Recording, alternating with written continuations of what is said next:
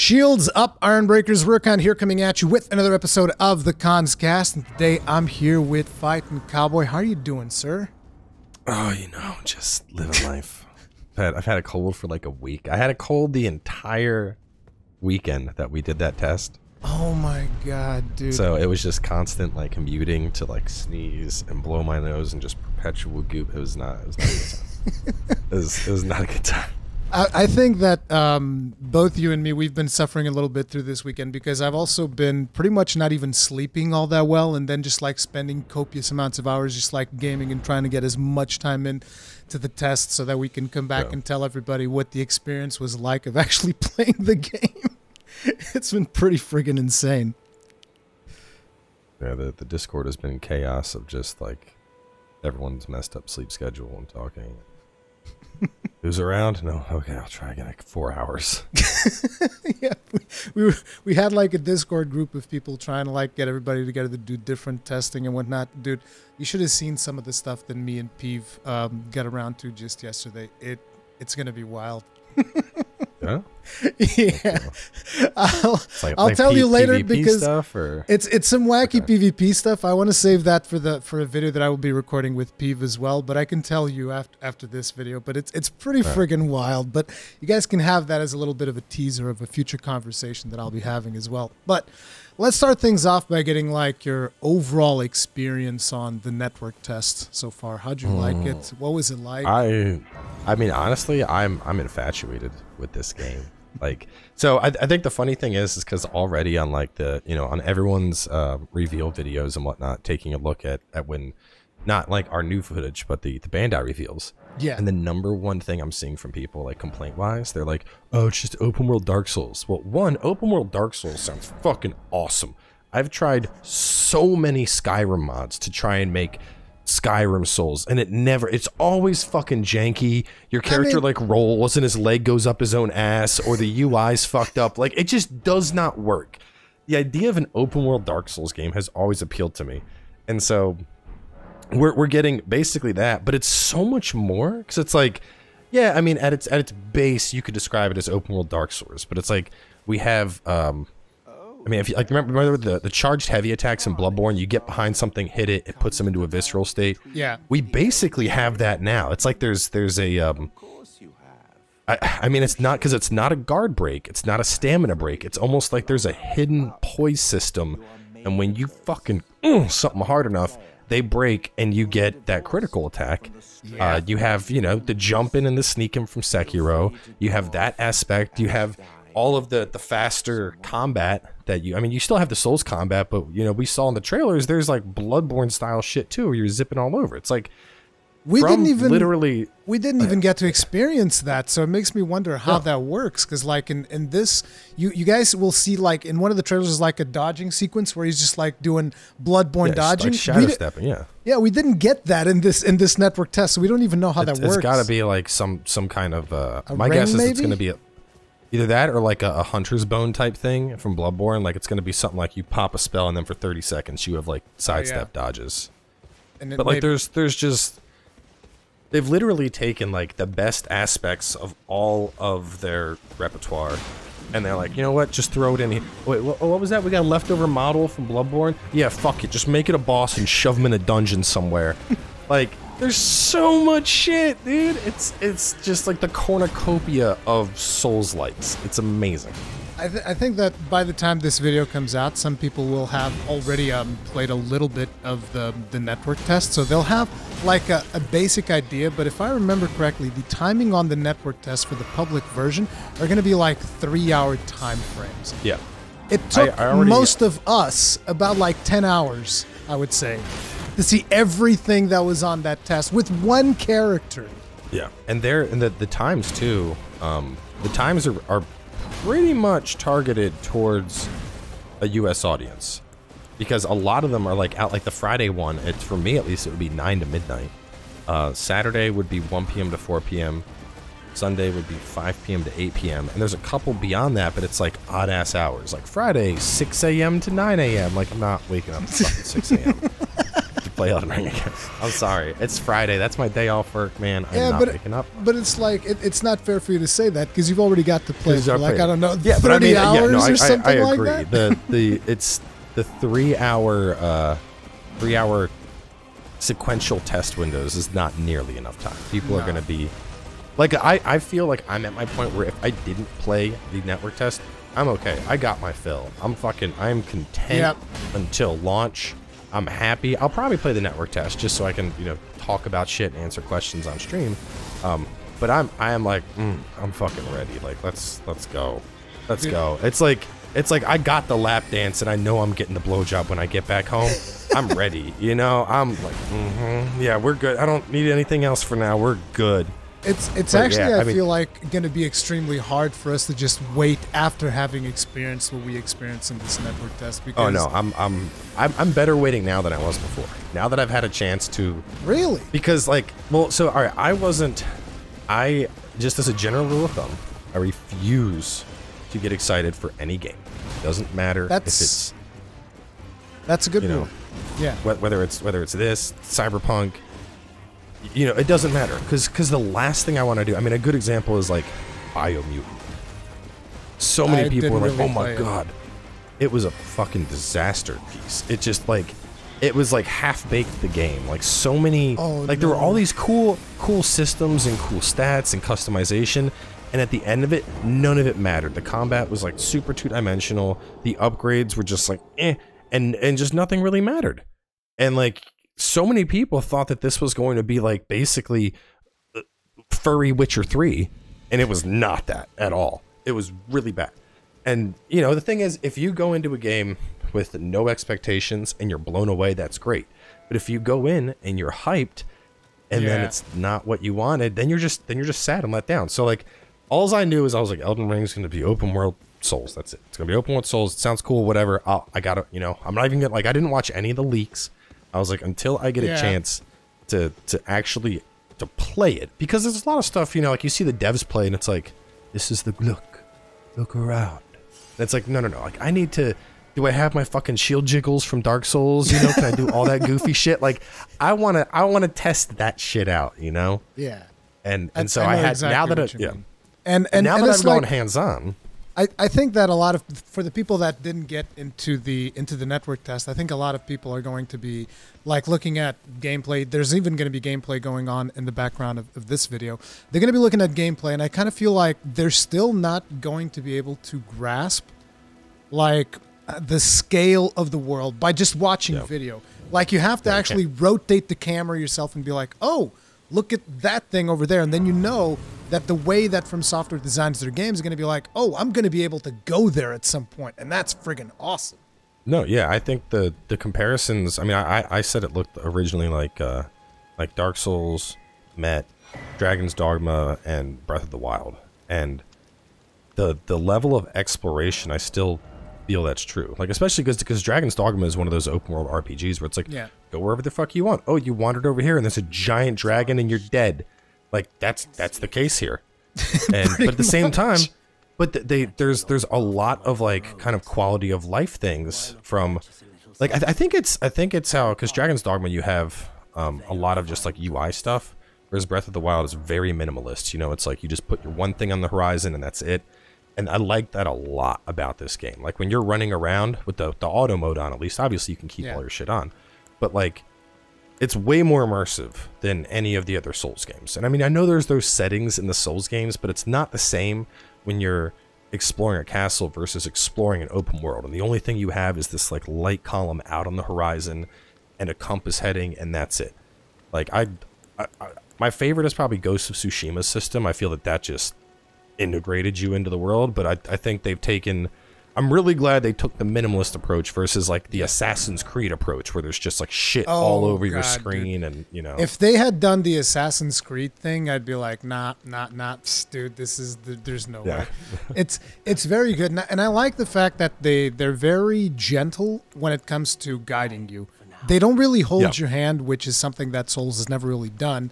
And you'd figure oh, there's this big open world. Maybe they have to hold your hand a little bit, and they just there's this ray of light. Yeah. There's a ray of light in certain sites of grace that's like, hey, listen, the main stuff is this way, but you do you. You go do whatever the hell you want. Like the first thing I did was I got out and I was like, I looked around.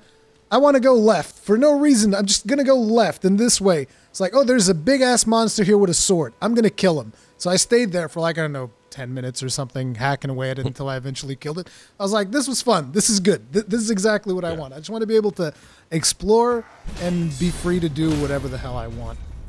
Well, and the gray system too, it's like a quarter of a rainbow. It's just stuff there. Go that way, but like it's not like, I like that, you know? It's just because even the first grace, technically, you know, you need to like run towards that place and then kind of curve around to the left and then fight through the guys, and then you find your grace and your maiden and all that stuff. And it just tells you like somewhere over there. Go in that direction. You'll find it. So I like that. It's just like a very gentle nudge, but nothing else. And it's represented in your map as well, which is very useful. This is the first time that we've had like a really detailed map in a Souls-like game. Because like we've had it on Sekiro, but like on Sekiro the map is not nearly as detailed as the map that we have in here, which is just like completely wild. I've been playing Urgence mod on Dark Souls 3, and I was recording today, and you know obviously we just wrapped up all of it with Elden Ring. Yeah. And like after exploring a whole section, I just instinctively went to open the map up. I was like, oh, we don't There's have that no here. map. There's no map. I was like, how do I know which way to go now? But I really like the map approach too. It's just, I don't know, it's something about the style, because it's like, it's like almost hand-drawn, but like it's hand-drawn by someone who's like a fucking artist. Yeah. So it's not like, it looks good. It looks good. It's not like overly, because like, I mean, they'll take it the other two open worlds, you know? Breath of the Wild map, I feel like is very just, I don't know, I can't tell shit looking at Breath of the Wild map. And Dragon's Dogma's map it fucking sucks. It's just like, this is the forest of fuck you, and this is the forest of doom, and it's you're like, not very good. I don't know where I'm going. Like this is definitely one of the better designed world maps, I think, in an open world game. Like you know very much these are fast travels. You know, here's my dungeons, here's some bosses, here's some unique shit. Like I don't know, everything is clean and detailed. I like it a lot. Yeah, and I like the fact that you can basically fast travel from anywhere to a site of grace, with the exception of when you're inside a dungeon, because there needs to be some kind of consequence for you delving into a dungeon, right? If you're inside a dungeon, you can't just teleport out. You have to actually exit out of the dungeon in order to be able to move to a different spot if you want to use the teleport, which makes sense, because otherwise it's like, well, I don't really like the way things are going on this dungeon. I guess I'm just going to leave and I'll come back later. No, you have to fight your way back. You're not getting away that easy. That's not how it goes, which I think it was a really good way of tackling that particular system. So if you had to point out, like we already talked about, like the combat is very similar to Dark Souls, and we'll talk more about the community thing a little bit later on. I don't want to like, you know, start the discussion with that, because I've also been reading a couple of things that are a little bit frustrating. But what was like your favorite new feature, like something that they did new in Elden Ring that wasn't done in like a previous Souls game, and you're like, okay, this thing is friggin' awesome? So there's two that I'm torn on. The first is the Ashes of War. Better. Oh, dude, yes, yes. Ashes of War are really so good. They're really fucking cool. Because I mean, it essentially it takes the weapon art systems of Dark Souls 3 along with the infusion aspect. Yep. And it just lets you fucking freely swap it between shit, which is like a level of like we're gonna see class customization that is way beyond anything we have seen so far in a Souls-like, because people will be, you know, picking exactly what they like. Oh, you know what? I don't like that move. I'm taking this move. But at the same time, and this is a lot more simple, but charging spells feels really good. So I'm curious, as a caster, because listen, you play way more Souls than I do. And you probably have messed around with spells way more than I did, because when I play Souls, I'm usually I like melee.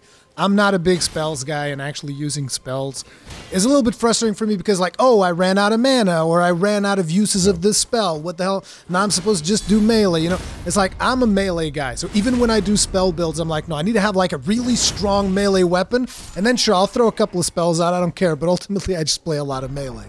So, we never had charging spells, right? Yeah. In any Souls game. That's new.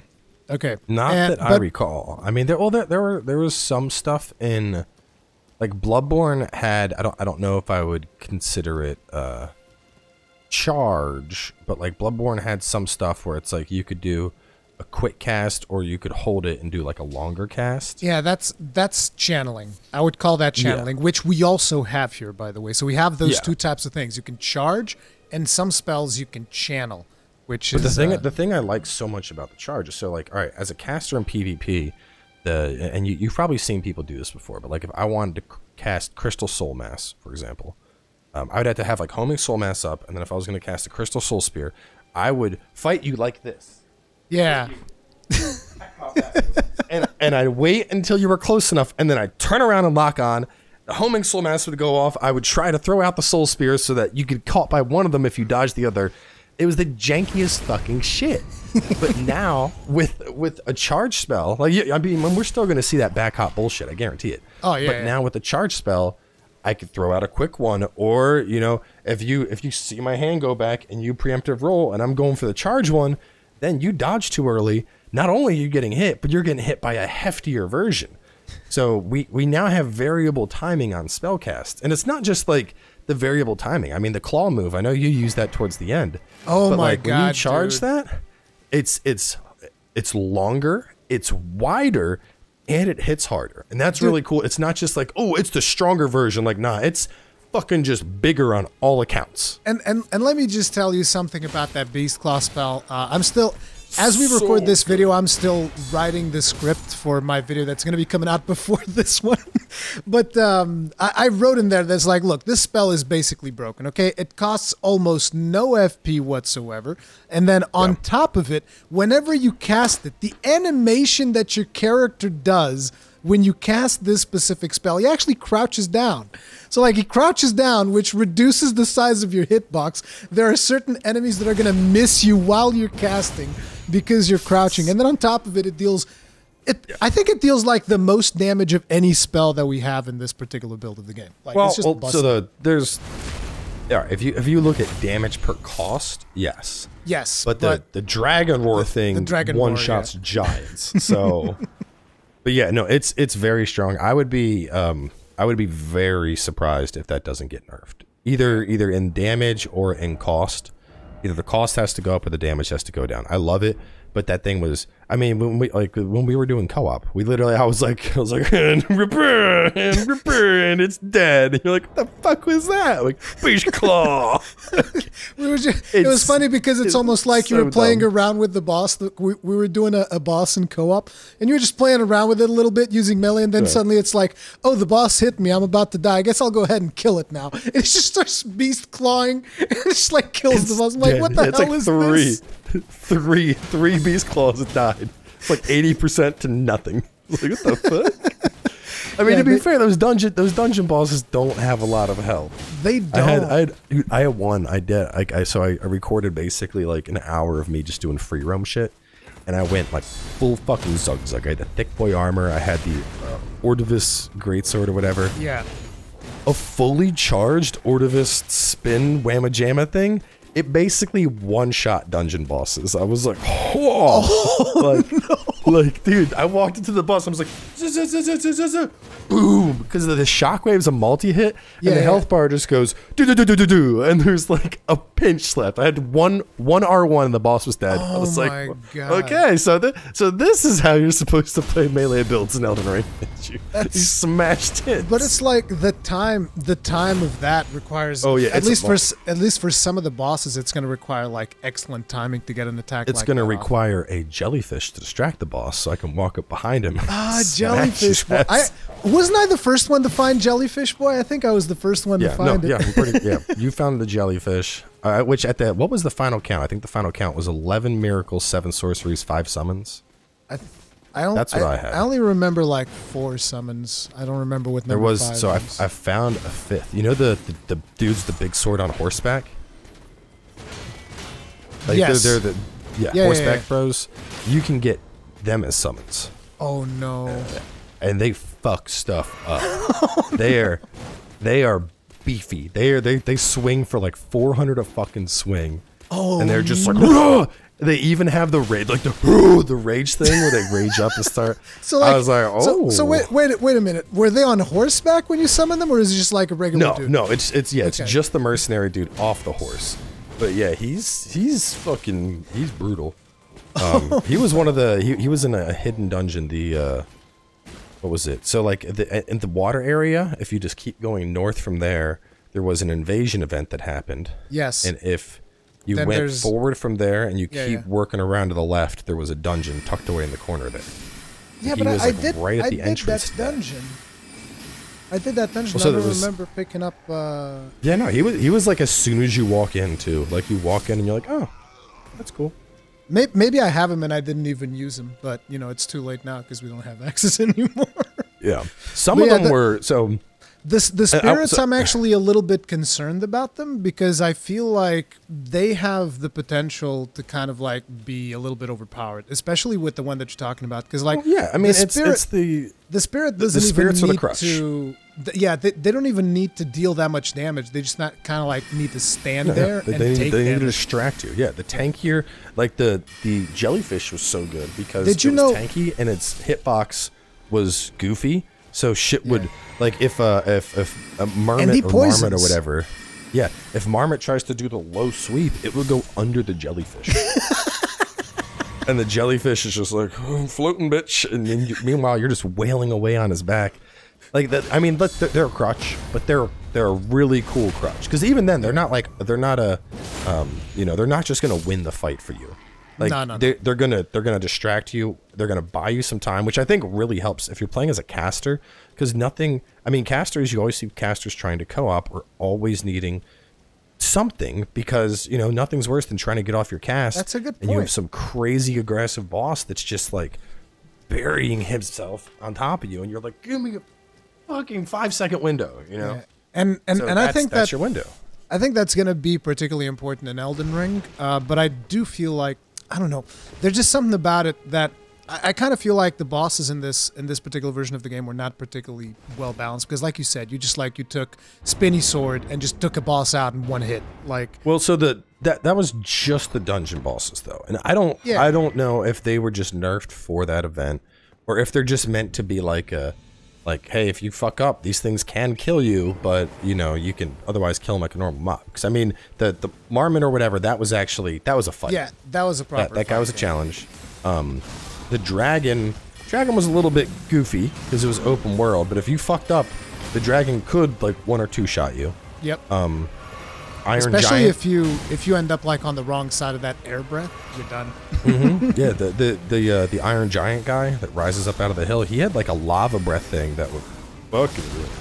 Dude, I don't know. He dies so fast that like I never got to see a lot of his attacks. Yeah, if you like sit there and just look in awe as he gets up, eventually he like leaps away like far enough that you're not getting to him without your horse. And then he just spews out, like, it's like a giant AoE cone of, like, lava breath, and it's just like, you're done.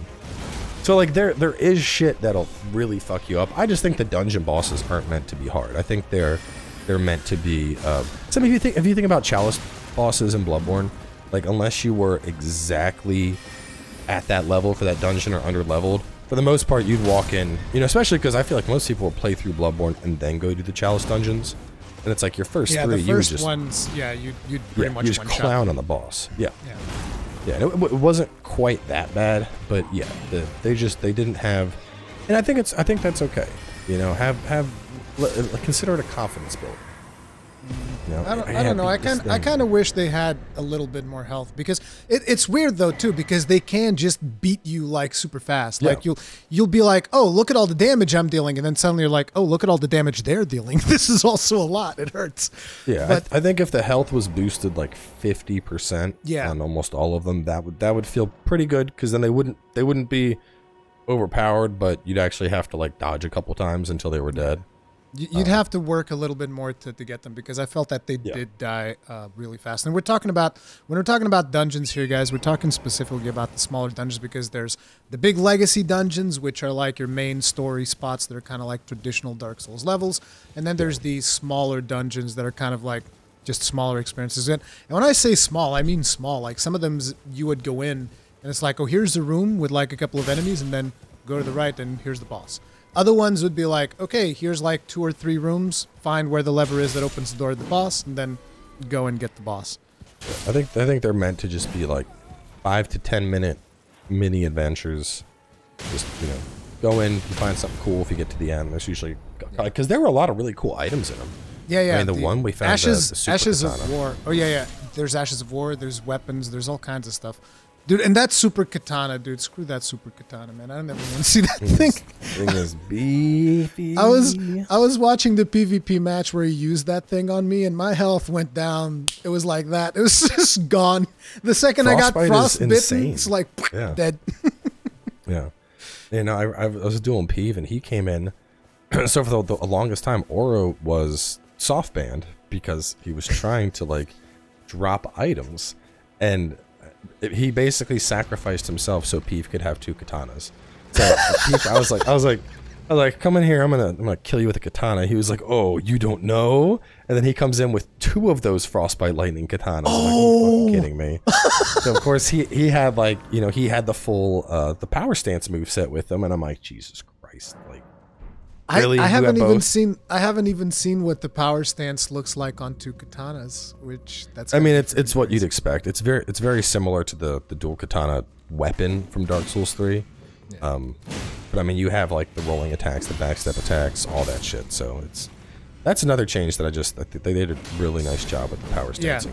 Because it's like full power stancing this time. For those of you that are not aware, there's power stancing in this time around, and unlike in Dark Souls 2, if I remember correctly, the way power stance would work is you equip 2 of the same type of weapon, or I don't even remember if it had to be 2 of the same type or if it could be anything. Yeah, it could be mix and match, but in Dark Souls it wasn't everything. Yeah. Yeah, you could mix and match some stuff, but in this game, you need to basically have the same types. It's like you want a power stance katanas, you need 2 katanas. You want a power stance straight swords, you need 2 straight swords. But basically in Dark Souls 2, you'd have to actually swap into 2-handed mode after you equip both weapons, which is kind of a weird thing. The character did an actual stance. He was like... In this game, it's like, no, you equip 2 of the same weapon types and you press L1 and boom, there's your power stance right there. And you can use it with jumping attacks, you can use it with everything. Yep. And yeah, I experimented with that close to the end of the test, and it was pretty fun. Yeah, it's definitely it has me thinking about if like because inevitably I'm going to do a melee build, and I think I might go like a power stance Zug build over your just traditional like biggest 2-hander you can find. Because like running around, I mean, I feel like running around with like double scimitars, or you know, I mean the scimitars are kind of small. I need something a little bit bigger and beefier. But I remember the power stance, and now I'm running around double ultra great swords in Dark Souls 2. That shit was a blast. Just walk up and can you smash something before it smashes you? That's the question. I wanted to try out. I wanted to try out like with spear and lance, but it didn't work. So you would actually need like 2 lances or 2 spears. Because I'm curious about that. There's some really cool Ashes of War abilities for piercing weapons, like the one where you do a massive charge. You try that one out?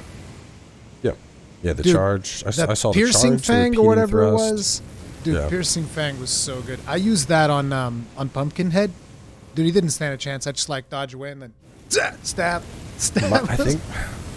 I mean, it was only really good in the open world, but the war stomp that you got at the top of the castle, because you go stomp, and if at the second stomp, it was just free criticals, and the third stomp would knock them on their ass, so you could beat them again. That one was really fun. I think I'm gonna probably use it more utility-wise, like that lightning bolt on the sword. Dude. I mean, obviously it's cheeky, but at the same time, like there were times where it's like, you know, when I actually got to the castle, oh, here's a fucking harpy that I can't hit. Just kidding, Thor. Yeah, exactly. Boom. Oh, an archer, die. Like that's gonna be so nice as a melee fighter. That's actually one of the things that I'm hoping is that they'll have like a Thor-looking hammer because you could use the lightning thing and then actually summon lightning. Yeah. Because I was doing a run of the castle because they have like all of those crossbows. Not one of them is on an area that you actually can't get to, and I was like, well, too bad. Thunder, it's just like dead in one hit. It's so good. That thing was crazy. Oh man, I can't wait to have the full game. It's crazy to think because that was like, I mean, just based on the preview they showed the other day, there is so much to the world. I feel like we saw, like basically we saw the starter zone. Yeah, that was it. We saw the equivalent of the High Wall of Lothric for Elden Ring. And it was huge. It's so weird for me, just the sheer amount of content that they put in a network test like that. Because like traditionally, whenever we have a network test, you're talking about like maybe 1 hour to get through it. And this is like 1 hour of you going through very slowly and looking at every nook and cranny. And this time it's 10, and you're just like, wait, what? And there's like, I don't know, God knows how many bosses. I didn't even point all of them down, but there were a ton of bosses that we got to do.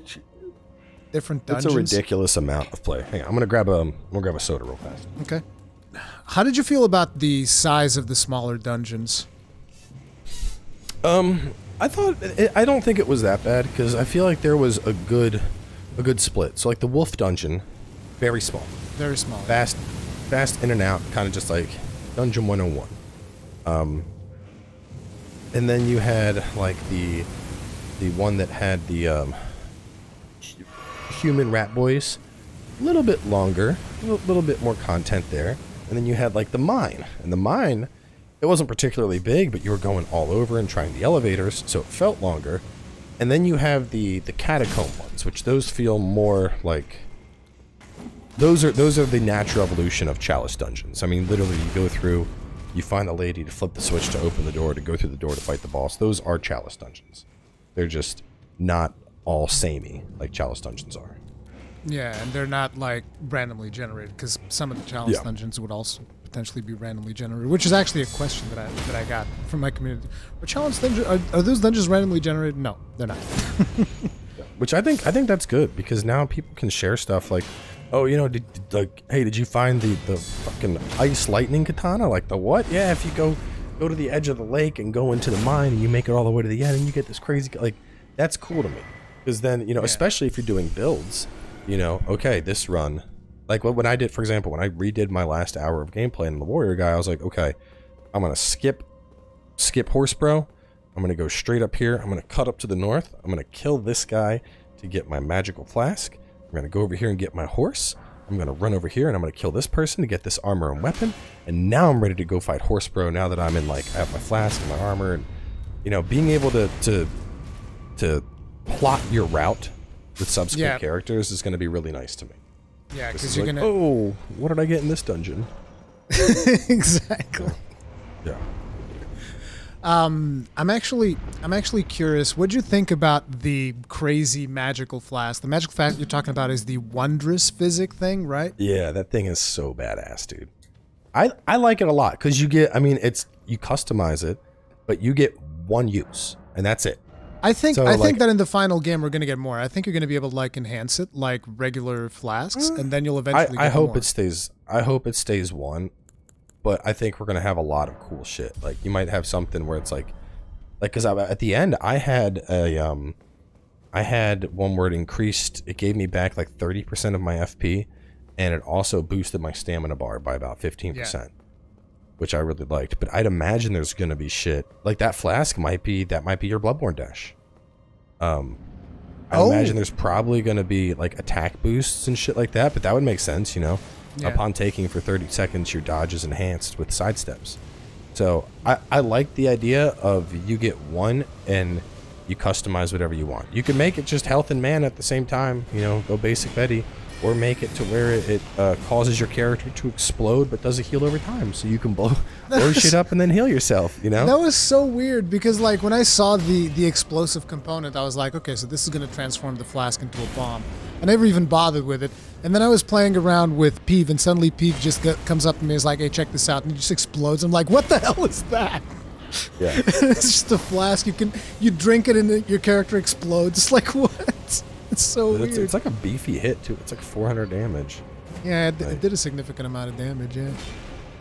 Kill you, too, I'm pretty sure. Like you using it. It's suicide via flask. The end of the gank. I'm not going out like this.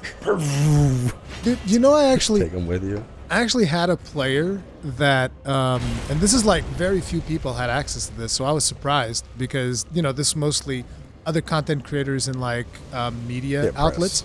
And so I was fighting this Red Phantom, and this dude bowed, so I'm like, okay, this is probably going to be like a regular fight, whatever. And I'm fighting this dude, and when he's about to die, he heals, and I was like, okay.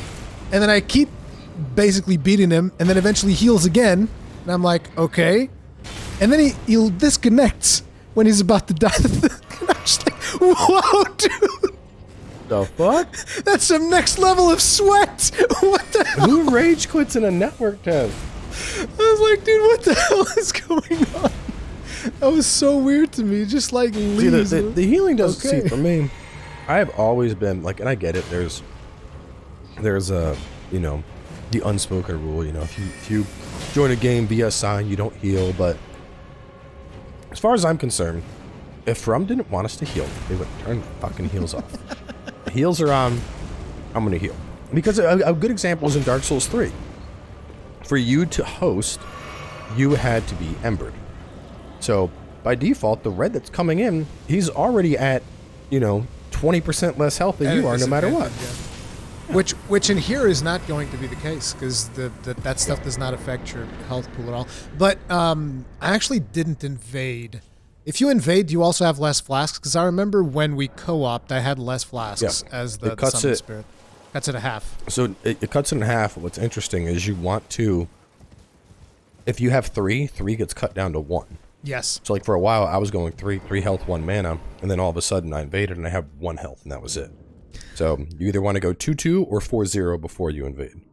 Yeah, pretty much. But I mean, again, in the final game, I'm going to assume that we're going to be able to have way more than just 4 flasks. Like we. But we just never leave it on an odd number for invasions because you're just throwing away a flask you could have basically. Yeah, pretty much. What did you think about the Spectral Steed? I liked him. It was simple, unintrusive, which I think is important in Souls. Named Torrent, kind of edgy, a little cool. He had a double jump, which was, you know, I couldn't get up to something. Torrent can get up there. I like that your default dismount puts you in the air for free aerial attacks. That was good. I actually love, in a lot of situations, like if I see an enemy that's far away, I'll actually just mount and run up to him to like get the aerial opener because it just feels good to charge down on an enemy and be like, yeah, coming in. Did you actually try using the lance on the Spectral Steed? No, I did a lot of greatsword play on the steed. Greatsword works pretty well. I didn't actually. One thing I didn't test: can you lock onto a target while on the steed? Yes. I'm trying to think if I did that. No, actually, I had to. Actually, I was using spells. Yeah, I'm pretty sure that you can lock on. Yeah.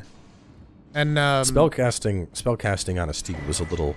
Well, so all right, because when you're on, you know, R1 swings to the right, L1 swings to the left. Yeah. If you hop on, like if I'm fighting, L1 is my beast claw, R1 is my weapon, and then I hop on the steed, suddenly L1 is my weapon and R1 is my weapon, and I need to do my weird button swap thing to make beast claw go down either side. So that got a little confusing at times.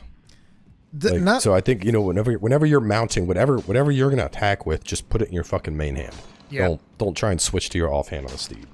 It's a little bit weird, but now that you bring that up, I actually wanted to... Actually, wait, before we get there, I wanted to tell you something about the lance. The lance has like a charging attack that you can do with the steed. And basically... a special steed attack? It's not a special steed attack. It's just like it's charge attack, right? We'll put the lance almost as if you're, you know, going forward with a lance as you would traditionally do in like a jousting or something. But the interesting thing is when you put the spear up, it'll be constantly dealing damage. So if you're standing still and there's like a mob close by and you put it in the charging position, it will just start hitting the mob nonstop, like just like like lance charge from Monster Hunter, basically. It's really cool. But then at the end, it'll do like this thing where it charges upward. And the really cool thing was if you would stand next to a target, you wouldn't even be moving with the horse. But you did charge attack, the mob would be getting stunned. Like even one of the bigger mobs, like one of those bros that you're talking about with the big swords, right? The rider guys. You'll get like a little bit staggered because he's getting constantly hit by the lance. And because of that, you'll eventually break his guard, and the final hit of the lance will actually throw him in the air, which is really cool. You can do some really crazy stuff with lance on Steed. Yeah, I didn't really do lance. I barely touched the spear on the mage guy. I was liking power stance axes. Felt really good. Very zug just. I was like, okay. But the axe scaling was so weird. It was like, what was it, CD now or something? No, it was double D. Or DD. I'm like, where did my strength scaling go? Like, this is a fucking strength weapon. You gave it to the strength guy. That was the other thing. The class names were so weird. Because I think it was Warrior was a fucking dex build. Yep. And then Champion was your strength build. Yeah, but I mean, even in like the original Dark Souls, if you pay attention, the Warrior has a ton of dexterity. Does he? The Bandit is the one that starts with strength, which is why I went for the Champion in this one, because I'm like, he looks like the Bandit. He's probably the axe guy. And so I went with him. But then the Champion also comes with that crazy friggin' dragon fire spell, which was really cool. I love that. That thing was nutty, yeah. I just think when I think Warrior, by default I think strength build. Yeah, but no. I think it's just traditional archetypes. Like I think Warrior strength, Rogue dex, Mage intellect, so I think that's where it comes from. But in I think that in Dark Souls Warrior they considered it more of a quality build, so it's like strength dex. Because I always remember when I needed a high dex build, Warrior was kind of like a default go-to. But I think that one of the things that they did that was cool was the Enchanted Knight, because he's a mage, but he's like in plate armor, which is like a weird thing, and he had the best shield in the whole build.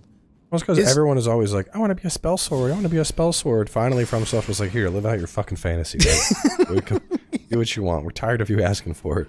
Yeah, I mean, spell sword. That is pretty much a spell sword. He's even got like the spell with the big sword that pierces stuff. And but spells overall were really weak in this. Yeah, so let's talk spells, because I feel that miracles were clapping cheeks. Yeah, miracles were beast. I mean, dude, they're called incantations in this one, which is just a fancy word for miracles, but sure. Well, so yeah, I think I noticed there's groupings now. So incantations are miracles, pyromancies, and unique magic, like the dragon magic. Yeah. And then sorceries are sorceries, dark sorceries, and blood sorceries. Yeah, there was this one sorcery that was like some thorns around your character, or whatever. I think I only cast it once. Is that any good? I thought that was pretty bad. Terrible. The only good... Listen, we got to talk about this one. What about the bubble sorcery, dude? What the hell? The bubbles, dude, they do nothing. They do fucking nothing. So, guys, there's literally a spell in this build of the game. It's like, it's almost like, you know those little, those blow-up bubbles that you would have as a kid, just like, it does literally that, and they deal no damage. Yeah. And I was like, what is this thing supposed to do? Well, so, all right. They, if you hit someone with all the bubbles, it was strong enough to kill a basic guard enemy before the game. But they're not very good. Now, did you get the glintstone arc? That's the sword one? No. No, it's the one it's hidden by the crabs. Oh, it's no, on one of those rolly balls, saw it. But when you try to grab it, you get ambushed by like 5 crabs. Yeah, that one's like really good. It's like a sonic clear almost. It's like a little arch thing that moves forward. It's an arc clear. But you can just spam that shit. Oh. That one's strong enough. Yeah, that one. So, like, It's not as potent as Beast Claw. Obviously, like Beast Claw, like because what I did Beast for Claw this, is broken. It's like we can't. Well, take so Beast Claw I actually seriously. I did a spell overview video, spell summons and incantations, and I used that area right before the gate where you piss off the one guy and he blows his horn and he brings out like 20 dudes for you to fight, and I just kept using that for all the spell tests, and the arc was actually like I killed probably 10 guys at once with it, but I had to go through like 4 or 5 casts. Whereas Beast Claw, one cast is going to wipe out the entire group. But Beast Claw is unfair. Yeah, sorceries just didn't. I don't know, man. They didn't hit very hard. No, I think did you try the meteor? Yeah, the meteor looked really cool, and you could channel it. So you'd spend all of your FP. Except it didn't fucking hit anything. It didn't hit it. It might hit like one guy that was off on the left taking a piss. And that was it. All the shit in front of you that you like, there'd be 20 guys in front of me, and I'm hitting the wolf that's out there. I'm like, okay, well, that's okay, yeah, that's a thing, I guess. It's not very accurate. No, the meteorite. It's just I don't know. Sorcery spells overall just felt significantly weaker than what I initially expected. Well, yeah, and I mean, and the thing is, incantations. I mean, not only did you have shit like Beast Claw, which was really good. You had your pyromancies like that, the fireball charge, the flame. That was plenty potent. That fucked shit up. Exactly. Conflagration was, and even the one, the laser eyes. You had the one where it shot stuff out of your eyes and gave you like the madness debuff. Yeah. Even that one was really potent if you were using it in like an AOE scenario. Like in single target, not as good because the hit of it would not hit as much as you'd like. But in AOE, like it's pretty beast. If you got right up under something and used it, it was pretty good. Like if you were, I think if ran up on an enemy and then threw it out. I think when I saw you, all the rays. When I saw you do that, I also noticed that you were doing that usually close to walls. And I think close to walls, yes, but that might have been if they're in the open, it'll just shoot past them and land elsewhere. Yeah. So it's not really that great. No, trying to, I could see it being good as a 2 or like, somebody invades while you're co-oping and your buddy's chasing them down and you're just making it hell for the invader. You're just throwing shit out all over. It's good for that. It's not going to be good when you're actually trying to like target and finish somebody off. Yeah, it's not going to be an easy thing to go that route. Yeah. Miracles looking good. Sorcery's not so much. But I'm probably going to go faith build at the start, to be honest. Like, I mean, even assuming Beast Claw gets nerfed, it has to. Faith had so much badass shit, dude. I'm going to assume that there's going to be significant balancing going on in those spells. Like, it has to.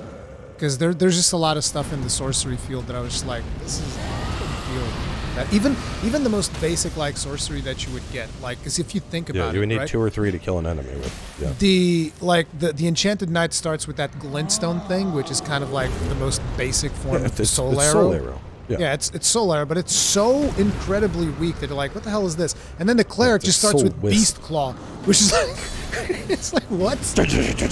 Yeah, it sounds so satisfying too. Though I will say this, there is one real big weakness of Beast Claw. You know what it is? What? It does not work in water. Oh, okay. I thought it was going to be jumping. No, I discovered this fighting the dragon. If you are not on solid ground when you use it, it won't generate shockwaves. If your hand is in water, it just, you do nothing. You still use the FP, but nothing comes out. That almost sounds like a bug. I don't know if that's I don't know. It might be a limitation, I think it might be a limitation of it. Because there's that one dungeon where I went to use it, and there's like a couple puddles in the dungeon. And I'm like, fuck, fuck, like trying to dodge and get, because the puddles are stopping me from killing the boss. Like, I was like, oh my god, I don't know. I feel like it has, because it's like, Ren's claws into the earth and throws it out. So if there's not earth and there's water, it makes sense. You're not splashing the guy. But yeah, we'll find out at launch. I mean, Beast Claw felt real good. If you're in water, then you would do the little, whatchamacallit, the little bubbles from sorcery. Make the bubbles. The bubbles come up. That was some good stuff. But what do you think your first run is going to be looking like? You were just saying that maybe you're going to be starting as Faith, but before I remember you saying in the chat that you're like, oh, I'm going to make a beefy boy in my first run. So you're indecisive. Yeah. Like there's a lot of stuff. Well, going no, on. I mean, beefy boys are like that's my natural inclination, and I will say, beefy boy supremacy this time around, man. The fact that we get fucking equipment weight with leveling strength. Oh my god. Yeah. That's such an amazing quality of life change for strength. No longer is it, well, I gotta have 40 strength, I gotta get my fucking vitality up to like 34 to use this big hammer in the head. No, you just level your strength to fucking 60, bro. Wear that Havel's gear and his shield and his whacker and have fucking normal rolls. Like, ooh, strength. You're looking, and I might. Because so, all right, at first, my first run, I was playing as bloody bro. Didn't really feel all that strong. And then I played as the Faith guy, and I was like, what the fuck? Yeah, Faith but dude then, was really but then I went back, and I did another Bloody Roof run, and I got the Ordovist's Greatsword, and I got the heavy armor, and it did feel better. I think a big thing this time around is given like the open world nature and then the bosses and whatnot, the strength builds used to just be smash, and I feel like more than just smash, you really need a good art of war on your weapon. Yeah. And the Ordovist's Greatsword, because I mean, at the end of the day, strength build, you're only as strong as your weapon, and so if you have a weapon that smashes titties, you can smash titties. But like when I was running around, my weapon was just a bastard sword with lightning. That was kind of lackluster. Those fights were real fucking hard. It felt like me trying to like fight bosses, but while I was like 20 levels below what I should be. So I don't know. I might go to strength build, but the thing is, some of these new spells are so fucking cool looking. I also feel like I kind of want to do a caster for one of my first runs. You want to do the Kamehameha that we saw in the trailer in the first game. Yeah, I'm probably going to, my first run is probably going to be a Faith bro, just to try out all the new spells. And then as I'm doing all my prep work for the walkthrough, I'm probably going to do sorcery just to try out those spells. And then the walkthrough, I'll probably end up doing Zug Zug, because I do think strength is the most accessible. You know, yeah. Especially for the new player. Hey, you get big fucking armor, you get big fucking shields. But it's like, even if you do strength, I feel like you're going to have to use a bow of some kind in this game, because there were several situations where I was like, dude, like when you get close to the castle and there's the birds with the blades, and I'm just like, dude, I can't hit these goddamn things. That's what your lightning is for. Yeah, exactly. That's what your Thor powers. But you're not always going to have that available to you. So you, like, say for instance, you're playing with the Ordovist's sword. But sir, you're assuming I'm not going to have a secondary weapon that has that ability on it. Yeah, sure. Because I will bring a short sword that can call down lightning any day over a fucking crossbow. No, not the crossbow, but like a bow. Maybe, I don't know. I don't like bows. Okay. I bring a bow and a torch with me everywhere I go in Dark Souls, but for different reasons. I bring the bow so I can shoot shit that's hanging in the air instead of trying to orient my camera to hit it with a spell, and I bring the torch because obviously you need to have a fucking torch at all times. Yeah, particularly even in this game, because like I'm not sure that you need. Did we need a torch? Did you need a torch in Dark Souls 3? I don't remember actually being like. Oh yeah, yeah. Remember the leech guys? They get on you and they would just perpetually cause bleed for like 3 minutes if you couldn't burn them off. Oh right, yeah. I remember that I would always die to those often because I would not care too much about torches like an idiot. But that's pretty much the only situation. There's not like a dark room or anything. Whereas in this one, there were definitely locations like, oh, you don't have a torch? You're going to have a rough time walking around in here. It was real dark. Like I bumped, and even I got like a new, those new fancy LG monitors. And I feel like it's pretty nice on brightness, but I bumped it up to like from 50 to 60 just because there were some parts at the start I was like, I can't fucking see. I noticed and that. If I can't see, I know people on the video sure as shit can't see because this monitor's bright as hell. So if I'm not seeing, y'all are just looking at a dark screen. That's it. Yeah, actually, it looked pretty good on my OBS when I was recording, but then I was watching the footage and I was like, wow, this is really dark. I'm going to have to boost up the gamma or something in editing so that people can actually watch what's going on, because there were some parts that were pretty dark. But it was also, we had some really nice coloring going on in the game, I feel like. Oh yeah, yeah. The general color scheme in the world, it was beautiful. Like when you first, and a lot of people kind of like bitched about this. So it looks too pretty to be Dark Souls, but like when you first climb up out of that tomb, and step off that elevator, you're like, whoa. Yeah, Like, it was interesting because I actually recorded my first like hour or so with face cam on, and it's like the moment I opened that door, I was like, it's like what? It's so much. It's beautiful, but like at the same time, I mean, you got like stormy cliffs off in the distance and a swamp and like all the things that you expect. It's not fucking happy Breath of the Wild land out there. No. There's plenty of stuff that's just waiting to fucking you up. Like that is the game. So yeah. I'm super excited. I think this is going to be. I could see myself playing it for like a really long time too, because with the amount of flexibility in the world, I feel like you could. I feel like there's just going to be so much replayability compared to your traditional Souls game because of the open world. Not even like just the open world, but to me, it's even just the Ashes of War system. To me, just feels like it's going to be such a cool thing, because we were talking earlier about how you can just like put things on any weapon that you want. But to me, another thing that this reminds me of, you remember how back in the day, if you wanted to do like an elemental type build so that you could have really high vitality, you'd usually have like, okay, I'm going to need a fire weapon and I'm going to need a lightning weapon, so that the bosses that are resistant to fire, I'll use lightning. The bosses are resistant to lightning, I'll use fire.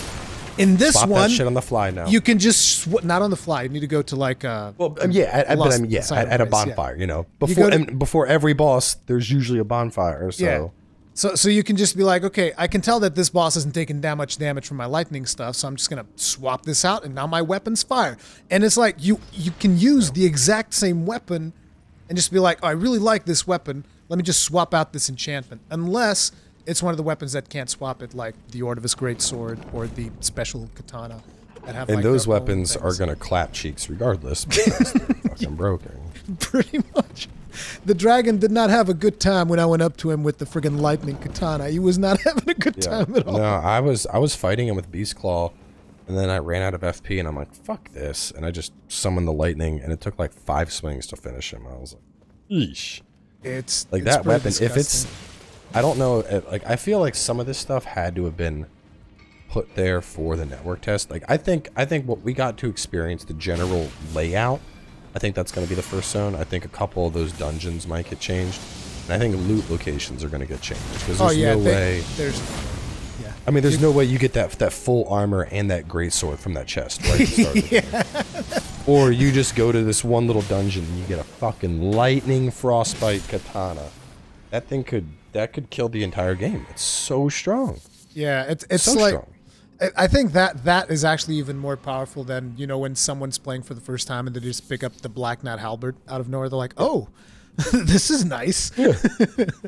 Well, so the thing is, usually multi-split weapons, like, they go to shit, because the way damage calcs worked in Dark Souls, it was like if you had, because there was that one weapon that was like, what, fire... It was like fire, lightning, and magic. It was like a sword you'd get near Archdragon Peak. And it would do all 3. Yeah, but because it did all 3, it's like the game ran the defensive calculation 3 separate times. Yeah. And so you did less damage than you would with just a regular greatsword. I mean, most weapons, whenever you would split the damage, they would always end up with less damage than what you would want. Yeah. Yeah, but what was nice here is, innately... you were just getting your lightning and physical, which I feel like it was really strong this time around. Like, I think, because attacking the enemy with just my sword, or my sword and lightning, and, obviously infusing with lightning is going to make the sheet damage go up, but I felt like that translated directly to more DPS this time around. Yeah. Whereas in Dark Souls 3, the sheet might say I'm higher, but because of the damage calculation, unless this enemy's lightning resistance is less than or equal to 50, I'm going to deal less. No, it felt like I saw an immediate fucking difference. Like, just Bastard Sword with lightning versus Ordovis Greatsword fighting Horse Bro, way fucking stronger, hitting him with the lightning infused Bastard Sword. Like, interesting. 50 to 75 more damage per hit. So, you take that, and then the fact that the Frostbite is a applied effect, and it wasn't just that, it applied Frostbite, and I think the damage calculation I did, because I punched numbers when we were fighting, I'd have to look back, but it was like 15 to 20%. Dude, so that weapon art did a lightning AoE, a fucking damage buff, and allowed you to apply Frostbite, which now Frostbite's fucking crazy, because it doesn't affect your stamina. It makes it so you just take like 20% more damage from every source. which is nutty. In the test, again, this is all stuff that can obviously change. We don't know exactly what it's going to be like. I mean, some stuff is definitely going to be changed from what we see in the test, but still, it was just like a very strong showing as far as I'm concerned. And now I guess we can talk about the more controversial topic as kind of like a closing argument, which is a lot of people are upset over the fact that, oh, it's just big Dark Souls, which you kind of brought up at the start. Yeah, I mean, it's big Dark Souls, but like, what's bad about that? What's bad about like, big Dark Souls? If you think about it, okay, so it's just big Dark Souls. What exactly makes it become a new game, right? What is it exactly for you that makes it become a new game? Is because like this is big Dark Souls. Okay, it also has Spectral Steep. It's got an open world. It's got all these mini dungeons that you can do, which got the stealth and jumping from Sekiro and the Ashes of War and the changed combat mechanics and it has. I think what it is it's the animations. Yeah. Because if you look at it, has Bloodborne had different animations than Dark Souls 1, Dark Souls 2, and Sekiro was its own thing. But here, to me, Dark Souls 3 was used as the base. The animations are there, the kind of dual wielding is there, the infusion system, you kind of see that a little bit in the Ashes of War. But I do think it's a lot more than that. Like I said at the start, I mean, there's elements of Bloodborne and there's elements of Sekiro, and they've pulled from all of their individual titles to try and create this like amalgamation of Souls-likes. It's just I've seen this argument before recently with the animations thing, and it was because someone did like an edit where it showed God of War Ragnarok, Kratos getting on a boat next to regular God of War, Kratos getting on a boat, and the animation was the same. And I'm just like, well, yeah, like, what do you want him to do? You want him to do like a flip before he goes into the boat? Like, it's fun fact, every time I see somebody post shit like that on Twitter, like that, or like look at me shooting the fruit in Halo versus shooting the, I just block the person instantly. I don't care if you are my fucking grandmother. You post that fucking garbage on Twitter, you're blocked. Fuck you. Don't talk to me. I can't stand it. Because who gives a shit? Who the fuck plays Halo and they're like, I'm going to shoot fruit for 4 hours? No one, unless you're a fucking idiot. You're playing Halo so you can shoot people, not shoot fruit, you douchebag. But look at how he got on the boat. Who gives a shit? You're getting on the boat to go places, not to fucking jerk your dick to the animation. Like, it's so, oh my God, dude, I hate it. To me, the thing was, I've also seen some people bring up the point of going like, oh, but like, look at Horizon Zero Dawn. The animations are more polished than some of the stuff in Elden Ring. And I'm thinking to myself, it's like, so you're comparing animations in Horizon Zero Dawn to animations in Elden Ring, and you do understand that in Horizon Zero Dawn, you got what? You got your bow, you got like your trip mines, you have like a spear, and what else? There's maybe like one or two more things that I'm forgetting here. All right. Big thing. But wait. Anytime those are the things that you're animating, right? In Dark Souls, there's axes, great axes, straight swords, curved swords, katanas, ultra great swords, ultra great curved swords. There's hammers, spears, there's lances, hammers, halberds, it's like I can keep going forever. And it's like, would you rather them redo these animations? Which, by the way, if anybody's going to try to make the argument that Dark Souls 3 is poorly animated, I will slap that person in the face, because the animations in Dark Souls 3 are gorgeous. But it's like, are you really going to try to make the argument? It's like, I would rather them waste time reanimating all of these movesets to make them shinier, as opposed to making this huge-ass world with more dungeons, more enemies, and all of this stuff. Is that where we're going? So there's two big points, I think, why we're getting so much of this. One is the Blue Point remake of Bloodborne. Because they did remake animations. They updated a lot of animations. A lot of them were the same, but a lot of them, there was a fresh coat of paint. Yeah. So I think people are using that as their basis, which I don't think is a fair basis, because Blue Point's development time was just rebuilding a game. They didn't have to, Blue Point had the solution to the puzzle in front of them. They just had to put the pieces together. The game is good, by the way. Both of us love the game, I'm pretty sure. Yeah. To make sure we're not saying the game is bad. We're just saying that these are different developments. Yeah, well, it's the same as people being like, "Oh, Blue Point should make Bloodborne 2." Like, no, Blue Point's Bluepoint's experience base and what they do is remastering games. Yeah, I know a guy that does a fantastic job. I've gone to him for 4 years now to get my car detailed, because every single time he gets done, my car looks like it's brand fucking new. At the same time, I would never hire that man to build me a car, because that's not what he does. He makes the car look new and polished. Here's the thing, though. I'm actually in favor of Bluepoint making their own game. Yeah, not Bloodborne 2. Yeah, that's the thing. Like, I want them to tackle a new IP, because I just think that, you know, Bloodborne is obviously the brainchild of From Software, you know, in cooperation with Sony Japan and all of these other things. But I don't think it's it's Bluepoint's prerogative to just be like, yeah, we're going to make Bloodborne 2. And I think that is actually a recipe for disaster, because, like, you know, the community is not going to like that. When it would be another Dark Souls 2 situation where it becomes the bastard child of Souls likes and everyone wants to down talk it. But the art, so I said I had 2 points. The other point, and I think everyone's forgetting this, Elden Ring was always targeted to be a last-gen game. Yeah. It was made with PS4 and the Xboxes in mind, and we're basically getting a upscale to Series X and to PS5.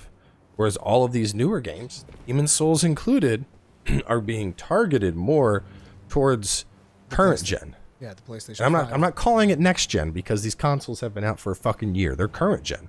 Yeah, there's a supply chain shortage, but PS5 and Series X, that's current gen consoles. We won't have next gen for like another 3 years. So people need to stop using next gen. Like, no, it came out last year. It's not next gen anymore. Like, it's now. It is current gen.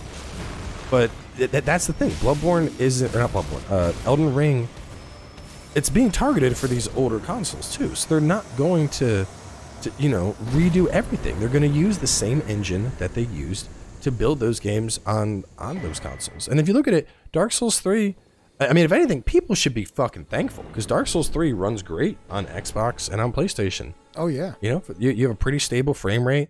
You don't really have insane loads like you did with Bloodborne at launch. And for the most part, it's a smooth experience. I mean, I remember I played it on Xbox, PlayStation, and PC. And, like, PC obviously looks great, but, like, it wasn't bad on either of the consoles. And Elden Ring is essentially being made from the same bones, which should tell you that if you haven't been able to get a newer console and you're still on even a base PS4 or just one of the older Xboxes, that, hey, guess what? Here comes one of the greatest games of 2022, and you're going to be able to run this thing without it shitting itself like Cyberpunk did when you tried to play it. Oh, no. So, you know, maybe you should be thankful that we don't have them new fancy dancy animations like Bluepoint did. To be honest, I think the game looks freaking gorgeous. Like, I don't. Oh yeah, it does. It's the last thing that I'm thinking about when I'm playing Elden Ring is like, oh man, these Dark Souls 3 animations. It's like it never even crossed my mind. I'm just like, yeah, this is familiar to me because I've played the previous games. I was too busy dealing with an erection from being able to block and counterattack enemies and get a free fucking critical hit. Dude, great shields are so good. Great shields are going to be so fucking good now. Dude, you need to understand. Harry, I can't do that, but I can do this. No. Like, but listen, oh my God. You need to understand. My first build is going to be all about figuring out the best weapon arts on shields. Because, like, you get that one, the sacred ground thing. I thought was really cool. Yeah. Do you know you can heal spirits with that too? Sacred ground is really strong. There were a lot of boss fights where I'd say one of the hardest encounters, the multi-armed centipede guy, or crab man, whatever you want to call him, the guy that was in the castle, I would not fight him if I wasn't in sacred ground. Because he's too fucking all over the place, and swords coming from. And I'm like, fuck, I'm just going to block you while this little ring here heals me. Like, that was really fucking nice. Yeah. I hope there's a big fucking push. Like, I want a shield thing where it's like, you know, slam the ground and then do like an AoE cone. I want to blast people off cliffs with I want to charge. I want to be able to charge. Yeah, just charge at somebody with a shield. It knocks them down. That would be fucking cool. That's what I want. That would be fucking cool. I hope we get something like that. Oh, I'm sure. We're good. I mean, there's so many cool things. Yeah. Like the weapon arts that we saw. I think the craziest one that I didn't get a chance to really try out, but that gravity stomp. So I know it doesn't work in PvP, And imagining it's basic. The gravity ash whatever. Gravitas Ashes or whatever. War. Dude, it's terrible. Did I it tested work it. It was really bad. Like, all the basic enemies. Yes, it was really bad. It yanked them in or anything?